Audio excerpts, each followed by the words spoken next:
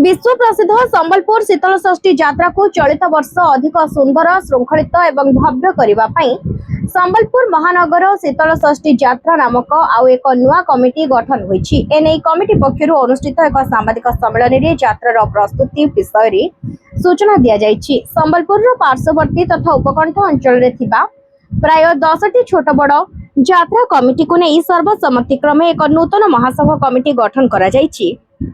विगत 2 वर्ष हेब केंद्र मंत्री धर्मेंद्र प्रधान का सहायता सरकारी स्तर एही कमिटी गुडी को किछि आर्थिक अनुदान मिलुथबा बेले सहर उपकंठ अंचल थिबा छोट यात्रा कमिटी गुडी को जेपरी कोनोसी असुविधार सम्मुखीन न हेबे एवं सरकारी तथा प्रशासनिक स्तर मिलुथबा समस्त सुविधा सुजोग अनुदान सठिक भाव में पाई परिबे सेथिपाई एक स्वतंत्र ब्लूप्रिंट बा रूपरेख प्रस्तुत करा जायतिबा कमिटी पक्षरु सूचना दिया जायछि।